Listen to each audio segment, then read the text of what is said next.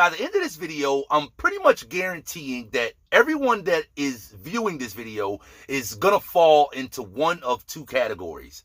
Either you're going to feel that you learned something and that this video was valuable to you and gave you some things to think about that maybe you weren't thinking about, or you're going to be the type of individual that feels you already knew most of the stuff that I'm going to talk about in this video, but you're still going to feel that every truck driver, especially the new guys, needs to hear this video. I'm pretty much guaranteeing that every viewer that watches this video by the end is going to fall into one of those two categories. Either one of those categories that you fit into at the end of this video, let me know your comments. Also, if you have some things that you would say that truck drivers should never do, because that's what we're going to talk about in this video, let me know what you think truck drivers should never do down in the comments. Number 1, don't run your truck with no oil or low in oil. Number 2, don't add water to your coolant system. Don't add anything other than heavy-duty antifreeze to your coolant system. My mechanic has shared with me that you shouldn't even add car antifreeze to your coolant system.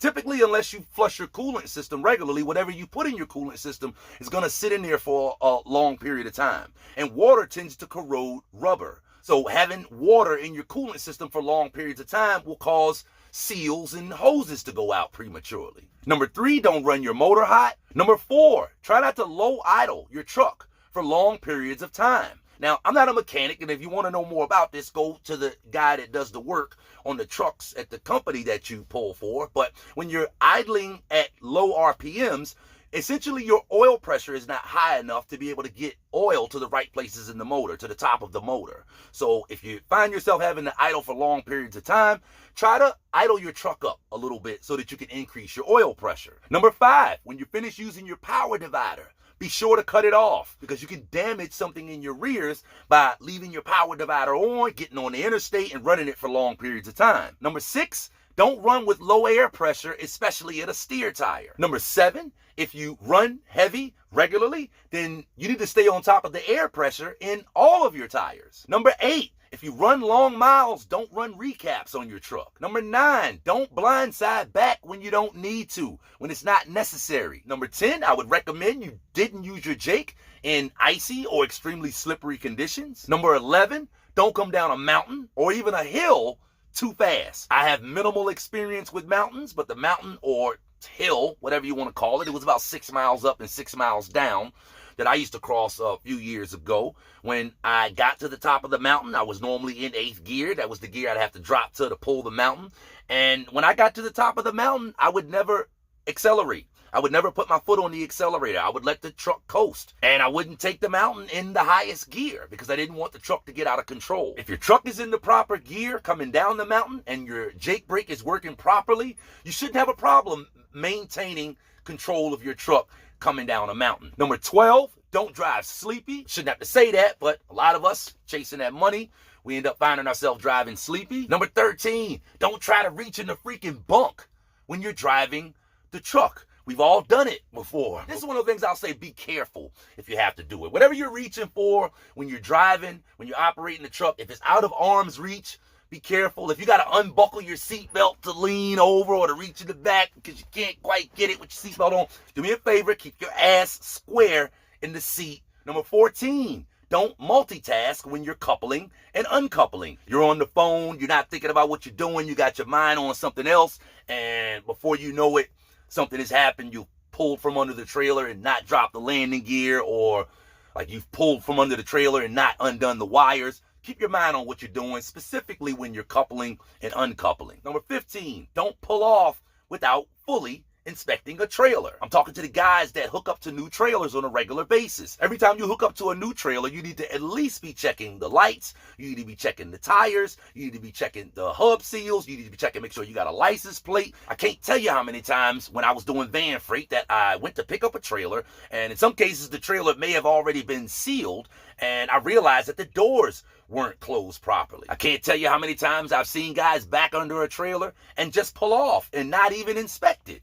Do an inspection of every trailer that you back under before you get out on the road with that trailer. Number 16, don't pull off without doing a tug test every single time you back under a trailer. Number 17, don't tailgate, especially when you're loaded. Number 18, do not back up on interstates or exit ramps or entry ramps. This is another thing. If you've been out here long enough, you've seen people doing it. If you get busted for that, you're liable to lose your CDL, and damn it, you probably deserve it. Number 19, be careful about drifting off in HOV lanes or in restricted left lanes. I'm thinking about 95 north of Richmond. I very rarely go up there, but they got a section where the HOV lane is sectioned off in the middle of the interstate. And it's got lanes that are open and closed depending on whether the HOV lane is open and depending on which way it's letting traffic come into that HOV section. And every single time I've been up there, I always see a truck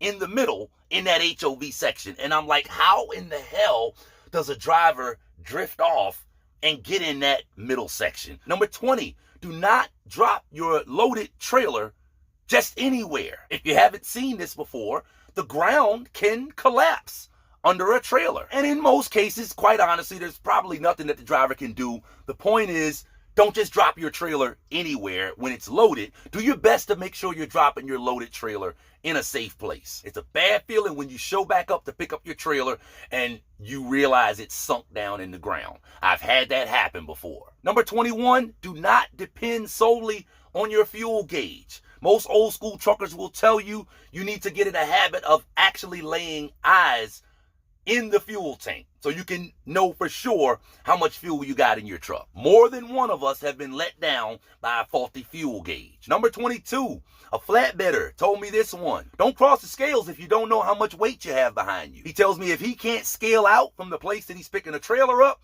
and he doesn't know for sure how much weight he has because he actually scaled the trailer out himself, he's not going to go by the paperwork. He's not going to wing it and just go across the scale and then realize that the weight that's on his trailer is not the same as what's on his paperwork. So when it comes to weight, be careful about relying on what's on the paperwork. Number 23, for the flatbed guys, do not stand on a trailer as it's getting loaded. Unless you have to, don't stand anywhere near the trailer when it's getting loaded. Most of the places that you're going to go into will probably have a safety protocol against you being on or near the trailer when it's getting loaded. But I have been in places before that they don't stress that. And there have been more than one driver that has gotten hurt during the loading process because they were standing on or near the trailer and something happened. Number 24, also for the flatbed guys mainly, do not carry freight that's not packaged or secured properly. When I did flatbed, I used to haul bagged mulch and bagged rocks. And on more than one occasion, I would take a pallet of rocks that weren't stacked properly and wasn't shrink wrapped properly. And I would try to throw extra straps or extra binders on that pallet. And I've lost a bag of rocks going down the road before at 70 miles an hour. It wasn't pretty for the lady in the brand new Suburban that was behind me. If you got a load that the pallet is unstable, my recommendation is don't take it. Have the forklift driver take it off and replace that whole pallet with another pallet. Don't try to just wing it in that situation and don't assume that everything will be okay, even if you're just going up the road. Number 25, do not back up your truck into the hole with you standing outside the truck. It's another one of those things that I've actually seen truck drivers do that before, but I would never recommend that. If you gotta stick your head out the window or actually open your door so that you can move your mirror around so that you can adjust, that is okay, but don't stand outside of your truck while your truck is moving. It's just not a good look. Number 26, be careful about mixing up your fuel tank and your def tank. Pay attention to what you're doing when you're at the fuel pump. Number 27, do not leave your job just because someone else told you that you can make more money somewhere else or over there where they are. I'm gonna let you in on a little secret.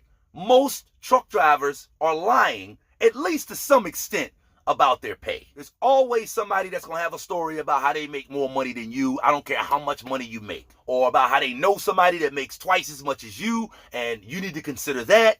Try not to pay that stuff any attention, man. Focus on whether you're getting what you need to get where you are. Number 29, do not do a lease purchase when you're a new truck driver. I've heard of situations before where individuals are being offered opportunities to do a lease purchase or be a lease operator when they're still new to the industry. This is absolutely something that I would not recommend. When you're new as a driver, you have enough to learn, as far as how to operate the truck. Being a lease operator may sound like a shortcut to being an owner-operator, but most people that have executed a lease successfully will tell you it's definitely not a shortcut. You want to own and operate your own truck, you're going to have to pay your dues. You're going to have to learn how to maintain that truck. You're going to have to learn how to cover all the expenses of that truck. You're going to have to learn how to deal with DOT inspections. You're going to have to learn how to handle your money. There's a lot of things that you're going to have to learn if you want to own and operate your own truck, and I would not recommend a person that's new to the industry starting there. It's just too many things to have to learn at one time while you're trying to focus on paying your bills. And number 30,